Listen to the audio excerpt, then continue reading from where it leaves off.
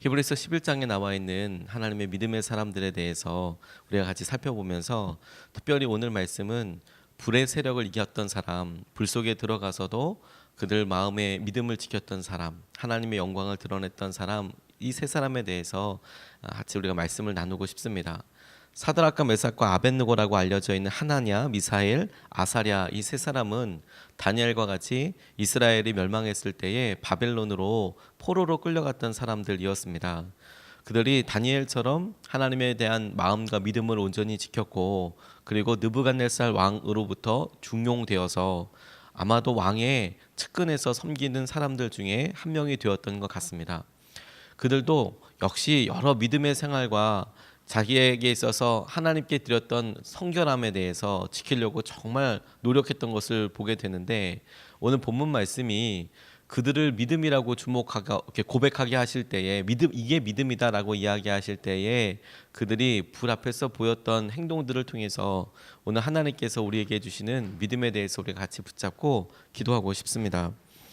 어느 날 느부갓네살 왕이 금으로 된 신상을 만들고 다 절해라. 그들이 그 전에도 여러 믿음의 일들을 살고 그렇게 있었지만 믿음이 극명하게 드러나게 된 때가 언제였냐면, 갑자기 금 신상을 만들고 이것에다 절해야 한다라는 급박한 상황이 되었을 때 이들의 믿음이 다른 사람들과 차이 나는 믿음을 갖고 있었던 것을 확인하게 되었습니다.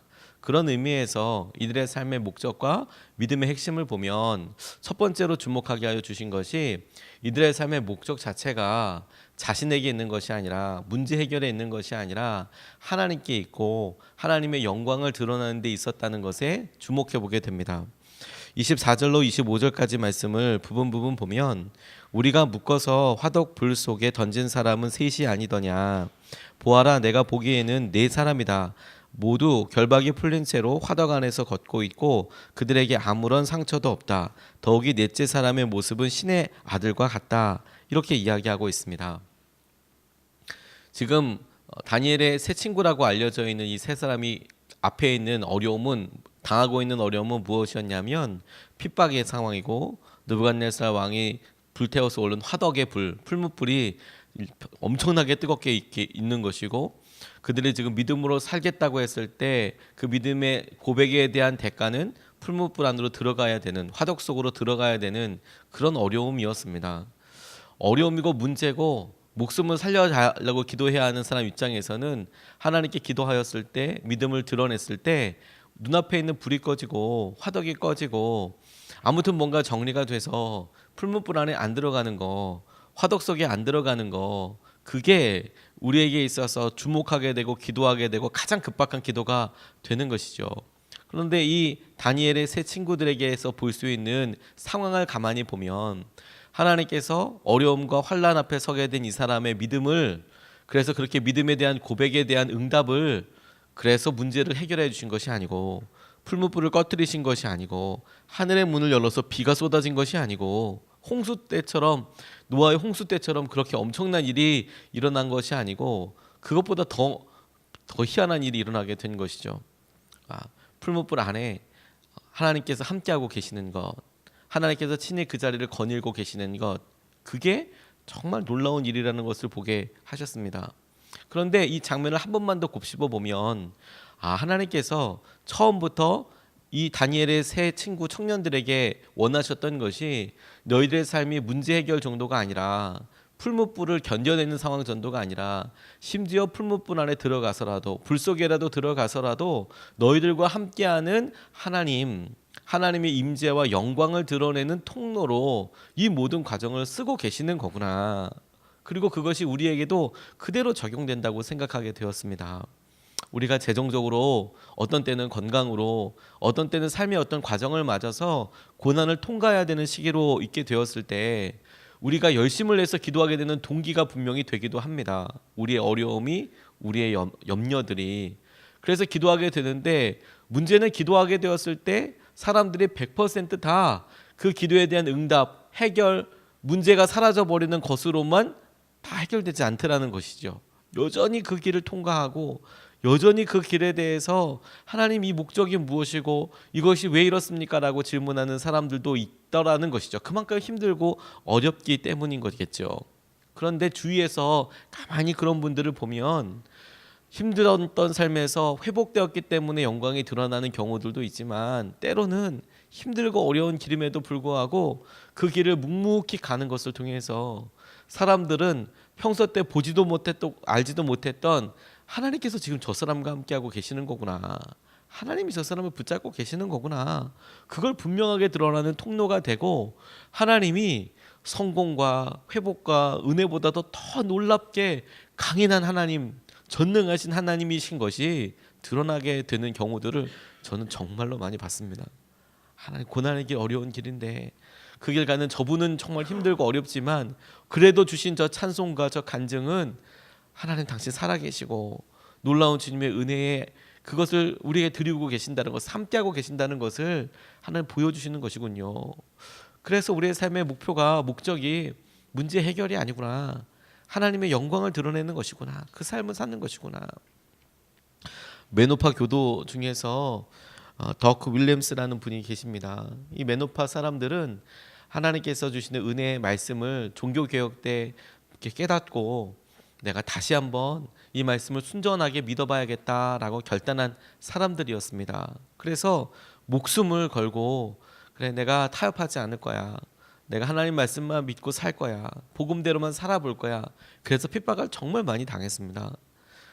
심지어 이 사람들은 같이 무력으로 전쟁을 하지 않았습니다. 잡히면 도망은 다녔지만 잡히면 그냥 다 죽었습니다. 그러니까 엄청나게 많은 사람들이 죽었던 것이죠.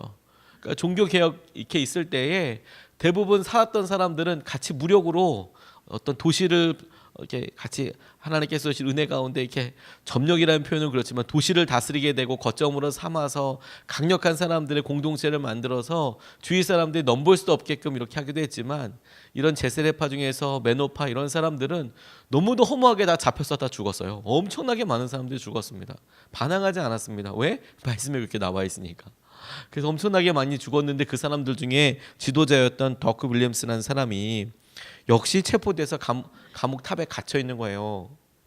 그런데 이 주위에 있는 사람들이 너무 안타깝게 여기서 이 사람 살려줘야 한다고 그렇게 생각을 해서 헝겊으로 매듭을 만들어서 이렇게 밧줄을 만든 겁니다. 그래서 라푼젤처럼 감옥 탑에서 밑으로 내리고 탈출을 한 거예요. 원래 밤에 탈출을 했는데 걸렸습니다. 경비병들이 막 뒤쫓기 시작했습니다. 근데 옛날 성에는, 성이 이렇게 있으면 주위에 물을 이렇게 흘러가게 했습니다. 해자라고 불렀거든요. 쉽게 성벽을 타오르지 못하도록 해자를 만들어서 그렇게 했는데, 겨울이어서 그 해자까지도, 해자에 있는 물도 꽝꽝 얼었던 거예요. 그래서 밧줄을 타고 내려와서 도망을 가는데 문제는 그 다음에 있었어요. 자기는 안전하게 건너갔거든요. 근데 자기를 따라오던 경비병들이 이 얼음이 깨지면서 물에 빠진 겁니다. 그러면 하나님께서 살려주신 거구나 이렇게 생각해야 하는데, 이 사람이 어떻게 했냐면 뛰어서 도망가다가 다시 돌아왔어요. 그래서 그 경비병들을 구해줬어요. 꺼내준 거예요. 이 한밤중에 여기 빠져있는 사람들 이렇게 있으면 죽게 되니까, 자기를 지키고 있었던 사람들 죽게 되니까 돌아왔습니다. 찬물 속에 가서 손으로 그 사람들 꺼내준 거예요. 안전하게 끌어낸 겁니다. 동정심에 따른 행동의 결과로 이 윌리엄스라는 사람이 겪게 된 건 뭐냐면, 다시 감옥에 갇히고 고문을 당했습니다. 도대체 누가 도와줬냐고. 그리고 말뚝에 서서히 화형을 당했습니다. 너무 안타까운 일이죠. 그런데 놀라운 건 뭐였냐면, 그렇게 화형을 당할 때 이 사람이 뭐라고 고백했느냐, 오 나의 주님, 나의 하나님, 이걸 70번이나 반복하고 결국에는 화형 당해서 죽었다라는 거예요. 오 나의 주님, 나의 하나님, 나의 주님, 나의 하나님. 불이 타서 이렇게 오고 있는데, 자기가 살 수 있었는데 경비병 살리려고 해서 잡혔고 고문당하고 이제 화형 당하는데, 그런데 이 사람의 고백은 뭐냐면, 나의 하나님, 나의 주님, 나의 하나님, 나의 주님. 완전히 죽을 때까지 70번 정도 고백하고 그렇게 죽었대요. 저는 이야기 속에서 이분 접하고 나서 마음에 너무 큰 감동이 되더라고요. 우리는 그래 믿음으로 행했지, 그랬더니 기적이 일어났고 우리를 살려주었지, 하나님 놀랍게 찬양 받으시기 합당하신 분이지 라고 우리는 하지요. 그리고 그런 경우는 정말 그렇습니다. 은혜롭죠. 감동이죠. 또 그런 일이 우리에게 일어나기도 간절히 바랍니다.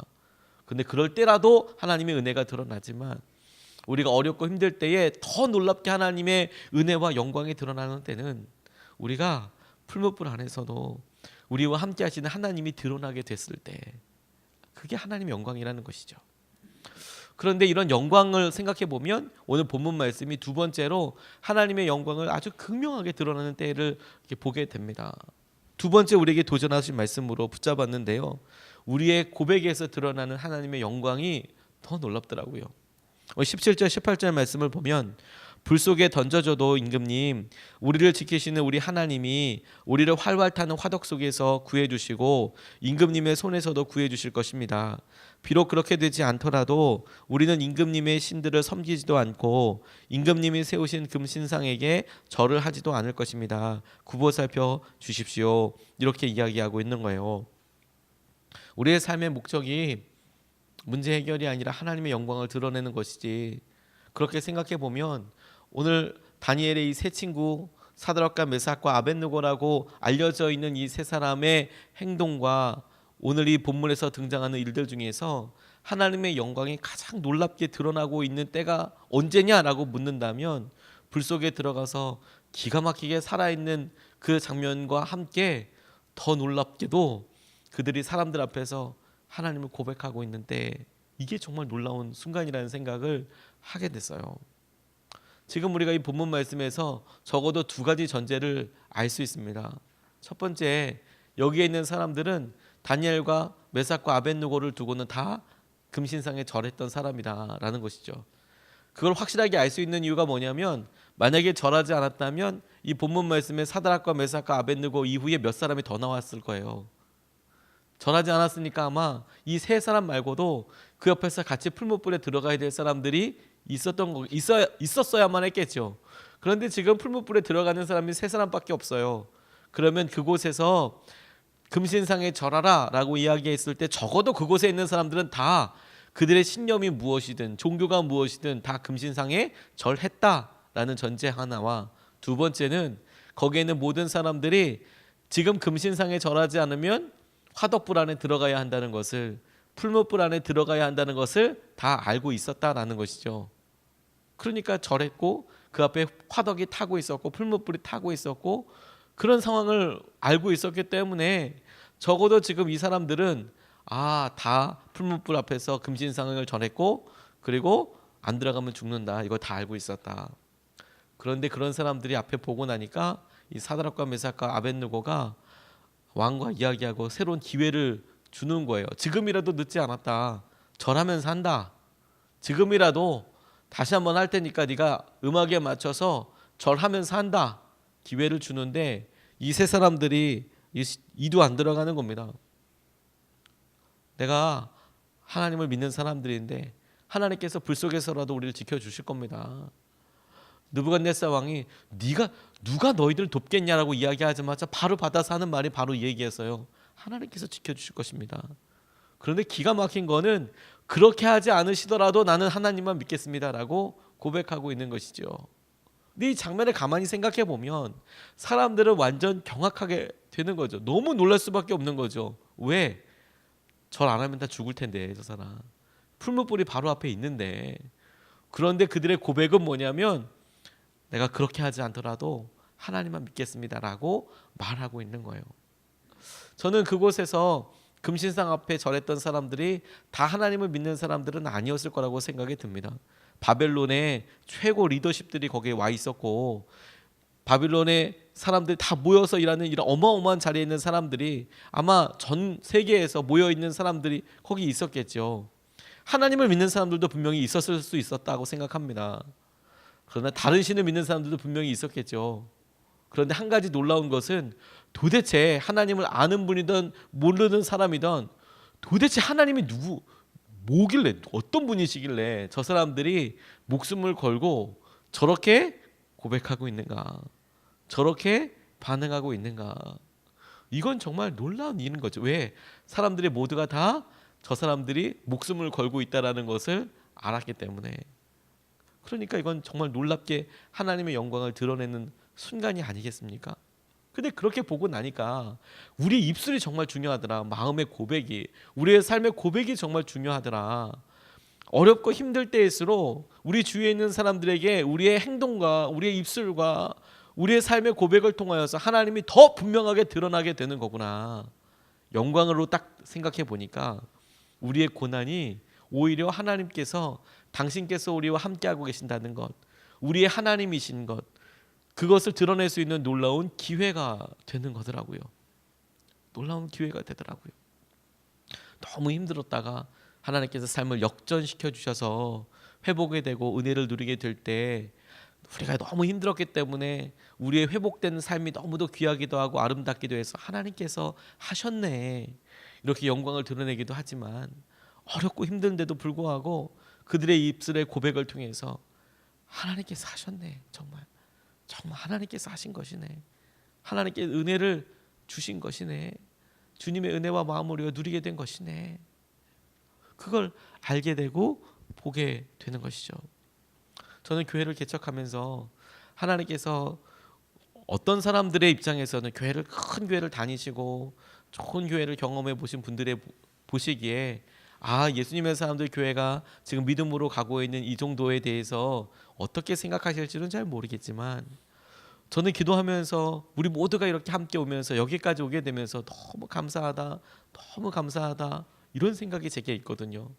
근데 가만히 지나온 시간이 짧지만 생각해 보면 진짜 감사하고 놀라웠던 때가 있더라고요. 그게 언제였냐면요, 우리가 아무런 갈 곳을 모르고 어떻게 해야 될지도 모르겠고, 태전동이 될지 뭐 내곡동이 될지 뭐 송파 위례가 될지 아무 생각도 할 수도 못하고 그냥 기도하고 있을 때, 근데 그때도 한결같이 우리 예수님의 사람들이 고백했다는 거예요. 하나님께서 우리 인도해 주실 거예요. 하나님께서 교회를 세워가실 거예요. 하나님께서 만나게 해주실 거예요. 어딘가 장소를 진짜 기가 막힌데 예배해 두실 거예요. 가만히 생각해 보니까 그렇게 고백 안 했으면 어떻게 할 뻔했어요. 그렇게 하나님께서 하셨던 그때에 그렇게 주님을 바라보고 있지 않았으면 어떻게 했겠어요. 기회 없겠구나. 지금도 우리 부목사님들 만나 뵈면 가장 부러워하시는 것들이 뭐냐면, 어떻게 거기 갔대, 이런 이야기 하시거든요. 이거 계획했어 갔으면 못 갔을 거야. 알지도 못하는 곳이었어. 나는 거기에 그런 게 들어오는지도 모르고 뭐 그런 거 전혀 생각을 하고 온 게 아니고, 근데 기도하다가 거기 갔어. 어떻게 그렇게 된 거래. 저는 여러분, 우리의 삶에 하나님께서 다 그와 같은 일을 드러내실 거라는 생각을 하게 됐어요. 기회인 거구나. 지금 우리가 어렵고 힘들다면 오히려 믿음의 고백으로 하나님께 드려야 되는 거구나. 그러면 지금서부터 하나님 앞에 영광된 삶을 사는 것이구나. 그리고 그 고백대로 하나님께서 회복시켜 주셨을 때, 약속을 이루어 주실 때는, 믿음이 일어났네, 주님이 하셨네, 이게 드러나는 통로가 될 거라는 것이죠. 리빙스턴 선교사님이 나는 결코 희생하지 않았다. 왜? 이게 우리에게 기회이니까. 이게 하나님 앞에 내가 드릴 수 있는 특권이니까, 이렇게 고백했답니다. 자기가 평생 하나님 앞에 드리고 자기의 삶을 산 다음에 이거 특권이었다고. 내가 하나님과 함께 할 수 있는. 우리가 하나님께서 우리에게 도전하시고 붙잡아 주신 은혜를 따라서 오늘도 주님이 주시는 은혜의 특권을 누리게 되는 저와 여러분 되시길 주님의 이름으로 축복합니다. 오늘 두 가지 말씀을 같이 나눴습니다. 첫 번째, 우리의 삶이 우리의 문제 해결에 있는 것이 아니고 하나님의 영광을 드러내기 위한 삶이더라. 두 번째, 우리의 고백에서 하나님의 영광이 명확하게 드러나게 되더라. 이것을 붙잡고 우리가 같이 이 시간에 기도하고 싶습니다. 두 번 나눠서 같이 기도하겠습니다. 첫 번째는 문제 해결의 목표가 아니라 하나님의 영광을 드러내는 삶을 살게 해달라고 같이 기도하고 싶습니다. 하나님, 우리의 삶에 지금 우리가 갖고 온 기도 제목들이 있습니다. 하나님, 이것 응답해 주십시오. 그런데 이것에서만 만족할 것이 아니라 하나님의 영광을 드러내는 삶을 살게 해 주십시오. 우리의 삶의 목적이 문제 해결되고 염려와 어려움들이 해결되는 것도 있지만, 이것을 넘어서서 하나님께서 우리에게 함께하고 계시는 네 번째 분이신 것이 이 세상 가운데 드러나게 해주십시오. 하나님의 영광에 드러나게 되는 삶을 살게 해달라고 이 시간에 먼저 같이 기도하시겠습니다.